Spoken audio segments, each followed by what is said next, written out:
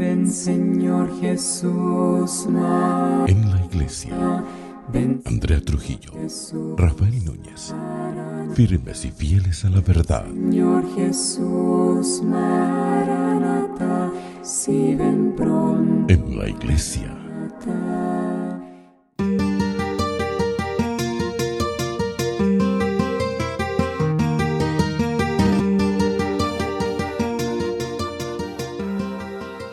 Voy a hablar de San Ignacio de Loyola, cuya fiesta se celebra hoy, y cómo engancho a San Ignacio de Loyola con este evangelio.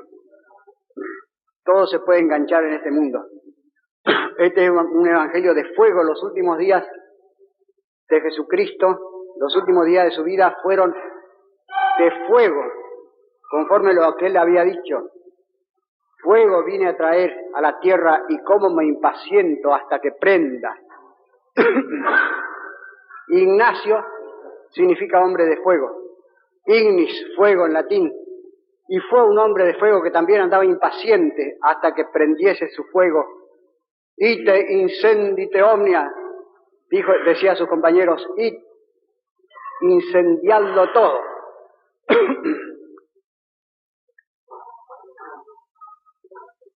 Panegírico es una palabra que se ha vuelto un poco peyorativa y con cierta razón, pero cuando el panegírico consiste simplemente en enseñar la vida del santo, es muy provechoso, porque lo más provechoso para el cristiano, después de la Sagrada Escritura, son las vidas de los santos. Leyéndolas se convirtió San Ignacio de Loyola. No ha tenido mucha suerte San Ignacio en sus vidas. No he encontrado ninguna que me satisfaga del todo, y he leído muchas.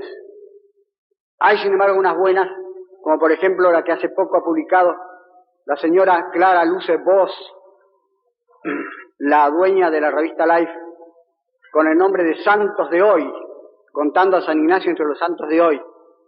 Y hay muchas, o algunas, equivocadas y calumniosas, incluso, como la de Philip Miller y la del suizo Blunk, que ha publicado entre nosotros Teuser. Les da por pintar a San Ignacio como un hombre tieso, duro, implacable, inflexible, incluso inhumano. No tenía nada de eso. Incluso los católicos a veces. ¿Por qué? Porque es por uno o dos rasgos que no cuentan, que hay en la vida de San Ignacio, como por ejemplo haber echado a uno o a dos de la compañía con motivos fútiles para nosotros. Pero a mí me parece que en el fondo fueron un rasgo de sentido común, como el rasgo de Onganía de cerrar tía Vicenta.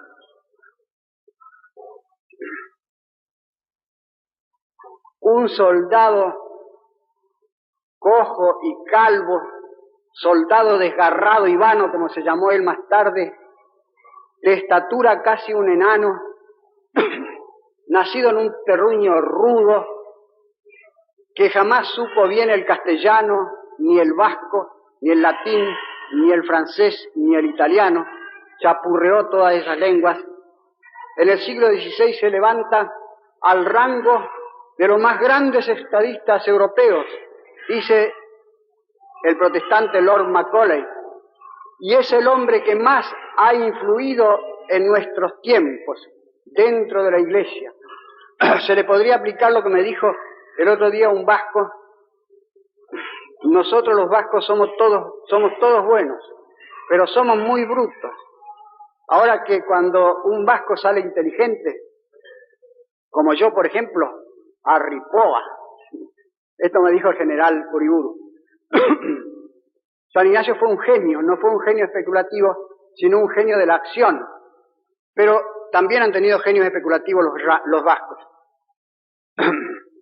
San Ignacio no fue el gran inquisidor de la leyenda de Dostoyevsky, ni el hombre taimado y tramposo de Víctor Hugo y de Carducci, ni el perinde a cadáver, que es una frase que no inventó él, sino San Francisco de Asís, ni el sargento mayor encalabrinado de disciplina, ni el profesor de energía, ni el gran politicastro, ni el Quijote viviente, como lo llamó Unamuno.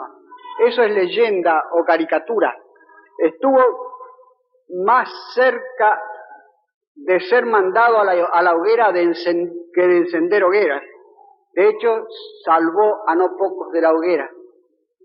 Él se llamaba a sí mismo el peregrino, el pecador, el pobre en virtud de Ignacio, y los que lo conocían lo llamaban padre.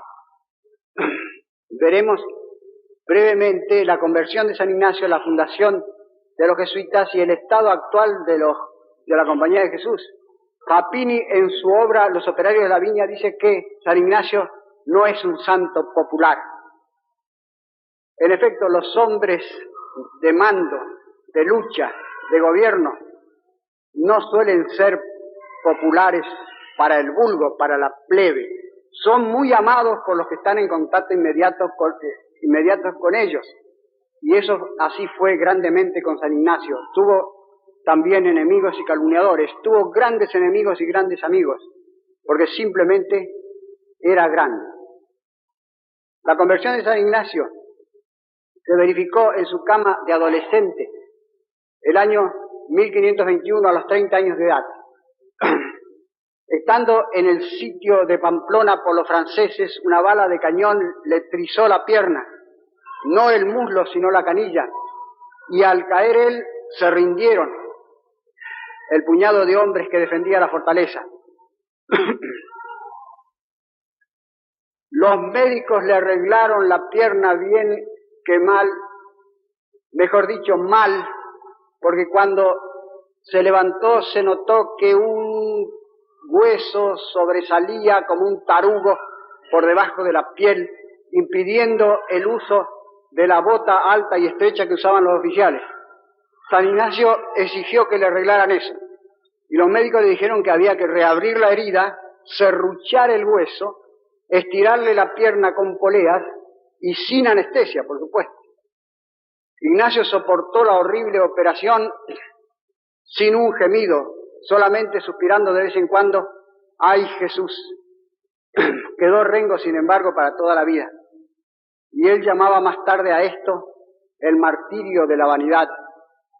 No fue el único, ni mucho menos, de los actos hazañosos que hizo en su vida. Toda su vida está llena de actos hazañosos, peligrosos, agresivos incluso, es decir, de actos caballerescos. En su segunda larga convalecencia pidió le diesen novelas de caballería y le dieron, a falta de ellas, la vida de Cristo del Cartujano y la vida de los santos, o Flos Santorum, tan común en España, y los leyó por aburrimiento. Y cuando leía la vida de los santos, su ánimo ardiente y hazañoso, emprendedor, decía: esto lo hizo San Francisco, yo también lo puedo hacer. Esto lo hizo Santo Domingo, yo también lo tengo de hacer. Pero notó que cuando él se pasaba horas enteras soñando con la dama de sus pensamientos, que tenía todo caballero, que era nada menos, según parece, la princesa Juana de Aragón, casada más tarde con el rey Fernando de Nápoles, porque no era condesa ni duquesa, sino más arriba que eso, dice él en su autobiografía. Cuando pensaba las grandes hazañas y hechurías que iba a hacer por ella, al principio estaba contento y al final de sus pensamientos sentía un extraño amargor. Y cuando pensaba en los santos, sentía contento y tranquilidad al final. Después de una larga lucha de sentimientos que él más tarde llamará discernimiento de espíritus, se decidió a dejar la caballería terrenal y entrar en la caballería divinal de Jesucristo, considerado como un jefe temporal mejor que su señor, el duque de Nájera, que andaba por todo el mundo reclutando gente para la sempiterna campaña contra Satanás. Si San Bernardo hizo esto, la primera cruzada, yo también lo tengo de hacer. Se arrancó de Manresa, no sin resistencia de los suyos, y se fue caminando, mendigando y desconocido de todos, a Montserrat, al monasterio benedictino de Montserrat, que entonces no era benedictino, sino era de eremitas. Había 13 eremitas en esa alta montaña aserrada, por eso le llaman Monte Cerrado, aserrado. Y allí veló en oración durante una noche entera, como era costumbre de los caballeros, antes de ser armados caballeros, antes de que un rey o una reina o su señor natural les diesen el espaldarazo con la espada y les calzasen las espuelas de oro, consagrándolos para siempre al servicio de la justicia y de la patria. Pero él dejó su espada al pie de la Virgen y, despojándose de sus vestidos de seda que dio a un mendigo, al cual la policía lo agarró preso después creyendo que los había robado, se fue a la vecina ciudad de Manresa y allí, en hábito de penitente y con grandes dificultades, y allí eligió una cueva a orillas del río Cardoner y emprendió la tanda más extraordinaria de penitencias, privaciones y oraciones. Si San Antonio Abad hizo esto, yo también lo tengo de hacer. Y fue tentado también extraordinariamente por el demonio, de tristeza, de escrúpulos, de desesperación, tanto que llegó a incitarlo el demonio a suicidarse. Venció estas tentaciones con decisiones heroicas y tuvo grandes visiones de Dios. Y después de su noviciado en la santidad, su noviciado imprudente, como dirá él más tarde, se fue a Barcelona, a Venecia y a Jerusalén. Su ida a Barcelona era la etapa para ir a Jerusalén. Una gran dama catalana, Isabel Rosell, que tenía un marido ciego y vivía dedicada a cuidarlo y a la piedad, estando en la iglesia sintió como una voz interior que le decía: ese mendigo que está en la puerta. Salió y enseguida quedó prendida o prendada de él, porque hablaba el lenguaje de los caballeros. Lo protegió todo el tiempo de Barcelona y todo el tiempo de su vida. Lo mismo que Inés Pascual en Manresa y Teresa Rejadella, una monja con las cuales 3 mujeres se escribió durante toda su vida. El historiador Blunk, que he nombrado antes, dice que San Ignacio fue un misógino, es decir, un enemigo de las mujeres. Y fue en realidad lo contrario, demasiado atraído por las mujeres, enamoradizo, digamos. En Roma fundó una casa para mujeres arrepentidas y se iba él mismo a las casas malas, se peleaba con los rufianes o cafillos y las acompañaba después, siendo ya general de la compañía, consejero del Papa y conocido en toda Europa por las estrechas y lodosas calles de Roma. El padre Miguel Mir, un ex jesuita, escribe: San Ignacio de Loyola prohibió a sus secuaces que tuvieran dirección espiritual de mujeres, y él toda su vida anduvo dirigiendo una cantidad de mujeres. Sujetó a sus secuaces a una obediencia férrea, y él no obedeció una sola vez en su vida. Lo primero es verdad, lo segundo es falso. En Barcelona tuvo el primer topetazo con la Inquisición, que no fue el último, porque no podía quitarse de andar predicando y no podía quitarse de una cola, es decir, de compañeros que se le pegaban en todas partes, queriéndole él o no queriendo. Tenía ese magnetismo, ese poder de influenciar a los hombres, un genio de la amistad, dijo un contemporáneo. No era brillo intelectual ni prepotencia de voluntad, sino que su libertad atraía a otras libertades. Su dignidad era atrayente, radiante, arrastrante. Y la Inquisición en aquel tiempo andaba ojo alerta y barbas al hombro, y con mucha razón. De manera que al poco tiempo en Barcelona tenía 5 compañeros que se le apegaron y que lo dejaron cuando él partió para Jerusalén. El viaje a Jerusalén, ¿para qué voy a contar todas las peripecias novelescas, dramáticas, épicas y estremecedoras de ese viaje? Porque toda su vida está llena de actos hazañosos y de peligros y de desprecios y de palizas también. Al llegar la nave de los peregrinos a Jerusalén, el provincial de los franciscanos, que era una especie de arzobispo de Tierra Santa, les dijo que visitaran el Santo Sepulcro y se mandaran a mudar porque el turco estaba bravo. Los turcos maltrataban y desplumaban a los peregrinos. Ignacio se quedó. El franciscano lo llamó y le dijo que lo iba a excomulgar si no se iba. Obedeció, pero antes quiso ir a despedirse del Monte Oliveto, es decir, de la piedra donde, según la leyenda, dejó estampadas las plantas de los pies Jesucristo cuando subió al cielo. Sobornó al centinela turco con una cortapluma, entró, besó la piedra y salió, pero de pronto le dio un pensamiento repentino: mirar a ver si Jesucristo, cuando subió al cielo, estaba mirando a España o de espaldas a España.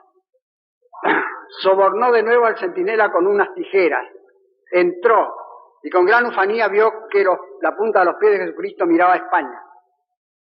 Pero se le acabó pronto la ufanía, porque al salir tropezó con un sirviente armenio del monasterio, el cual lo llevó a empellones, puñadas y patadas al superior, el cual lo reprendió ásperamente. Y este era el Íñigo de Loyola, que teniendo 18 años topó en una acera con un grupo de hombres armados que no querían cederle la derecha, y entonces desenvainó, hirió a uno de ellos y los hizo huir a todos. Pero ahora Ignacio contó después que al ser arreado por el armenio como un animal, veía delante de sí en el aire a Jesucristo.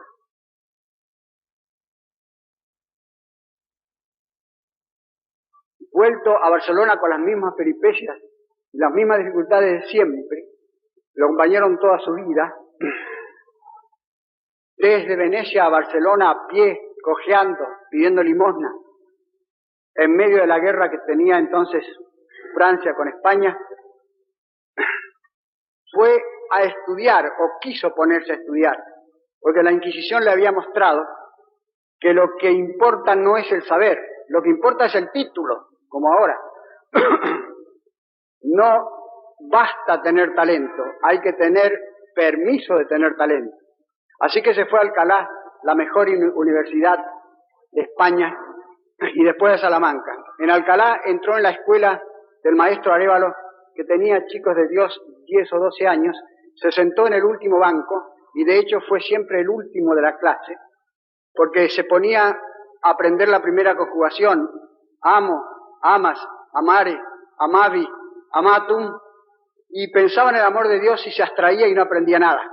Ni a palos aprendía, porque le rogó al maestro Arévalo que le pegase como a los chicos cuando no sabía la lección. No había caso. El maestro Arévalo, cansado, lo mandó a Salamanca. Por supuesto que en Alcalá y en Salamanca, como siempre, se le pegaron compañeros. Andaba predicando y alarmó a la Inquisición, la cual lo puso preso 3 veces por lo menos. La primera vez que los pusieron presos a los 4, Ignacio, Calixto, Pedro de Arteaga y Juanico, los interrogaron interminablemente y después los soltaron diciéndole que se comprasen zapatos y que no anduviesen descalzos. Ignacio le dijo al inquisidor Figueroa que le regalase él los zapatos, y después añadió: ¿qué ha ganado con tanta pregunta? ¿Ha encontrado algo malo en lo que yo enseño? El inquisidor le dijo: no, porque si hubiera encontrado algo malo, os habría mandado a la hoguera.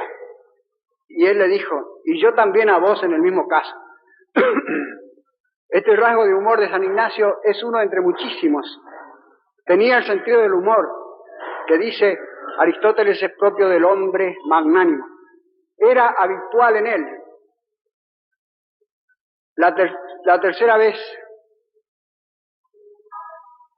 que estuvo preso, lo fue a visitar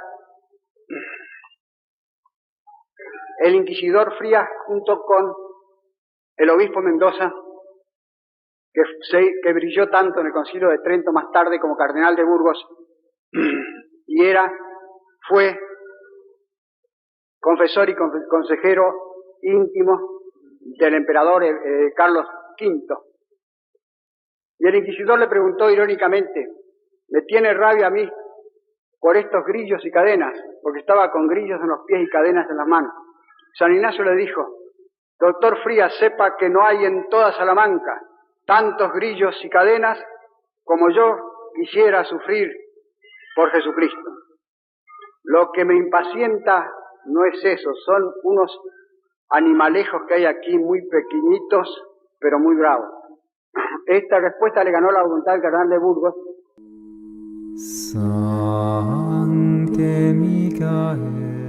San Miguel Arcángel, defiéndenos en la batalla. Sé nuestro amparo contra las perversidades y acechanzas del demonio. Reprímale Dios, pedimos suplicantes. Y tú, príncipe de la milicia celestial, arroja al infierno con el divino poder a Satanás y a los otros espíritus malignos que andan dispersos por el mundo para la perdición de las almas. Amén. Ven, Señor Jesús, María. En la iglesia, Andrea Trujillo, Rafael Núñez, firmes y fieles a la verdad. Señor Jesús, Maranatha, si ven pronto. En la iglesia,